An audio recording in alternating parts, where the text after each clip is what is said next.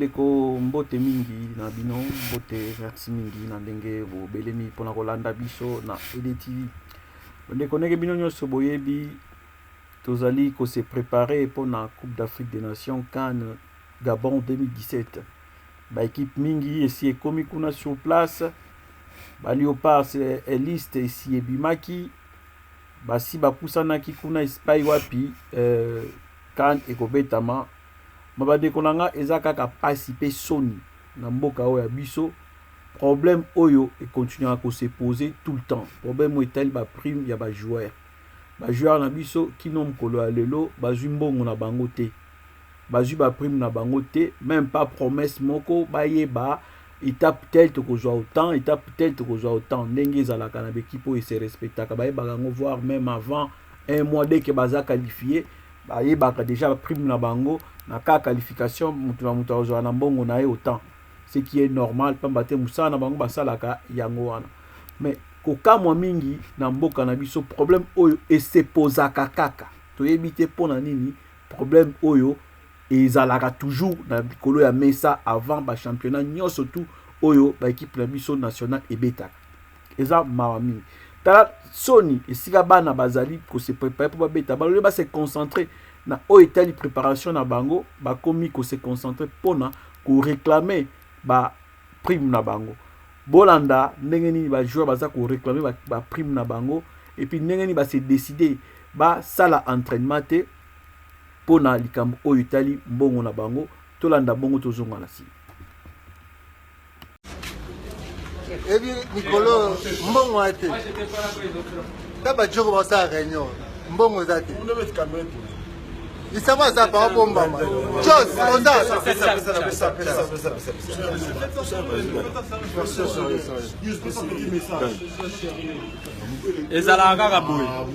à chaque fois tu la mambambongo. Cette fois-ci tu lignes mamorle la mambambongo te to beta compétition na biso bien. Mbongo ezala. Poto beta. Ah non, c'est juste un message parce que ça fait des années et des années, c'est toujours la même chose. Nous, on se prépare bien pour jouer nos matchs et à la fin, il y a toujours un problème de prime. Donc comme on est là, on est réunis, on va discuter avec vous. Il y a off, il y a entraînement. Il y a un problème de prime et on est off d'entraînement aujourd'hui, donc il n'y aura pas d'entraînement aujourd'hui. Entraînement, les zate, les lots fini. Tumbi de Kwanga, Bale. Entraînement, ils ont les lots. Parce que chaque année, ils ont off. Il s'en va ça, c'est à l'Oba. Toujours la même chose. Entraînement à télé, non? Entraînement zate, toi, groupe. Entraînement zate, pour l'embon, le biseau. Et moi, l'unité, vous mettez un mot, c'est décidé, biseau, comme ça. Donc, les décisions, nous sommes ensemble. Vous dérangez. Yo, Serge. Les lots 11.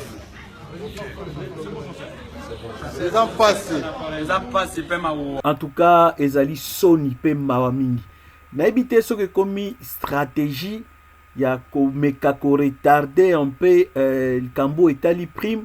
Bongo tango babana ko réclamer sauveur moko abima quelque part que non voilà tel a décanté la situation ba Léopard bazo futa bango mbongo non ezali droit na bango c'est leur droit bazo kende ko beta ba kena mission ba ko futa bango mission na bango bolingi ka ko pesa ka ba ordre de mission ba frais de mission na bino et pas ba o ba osa la politique pe ya mabe o ba sala ka na place nyonso ba kendaka ba jouaka quelque chose.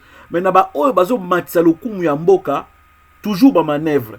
Ba athlète na biso o bazo lakisa penda ke Congo eza ko exister, bozo maltraiter bango. Mais ba o bazo sala mabe, po bazo kisa Congo soni na libanda ya mboka bango nde bozo pesa bango lokumu. En tout cas, eza pasi mingi kozala na ba dirigeant oyo ya lolenge ya boy. Vraiment boluka solution na lombangu na likambo oyo etali ba Léopard na biso pamba tutika na 2 jours seulement pour na toye ba kobeta match na biso ya liboso alors que tchaba jouer na état oyo eza malamu te soki pe bomoni ke bokotika bango botika bango pe bongo ba kinoa pe lokwa bazo luka la ba élément déclencheur ekozala pe malamu ezala pe kaka élément déclencheur bongo biso na bino to sila na penda na ndenge oyo esengeli. En tout cas eza pasi mingi kozala na ba dirigeant ya lolenge oyo ko kisaka biso soni tout le temps même bisika oyo situation cause facile et pas na biso za kaka difficile. Merci beaucoup na ba onyo so balandi biso botika malamu bon to monani bala sima ezalaki bongo ndeko na bino Richard Tempête. Merci.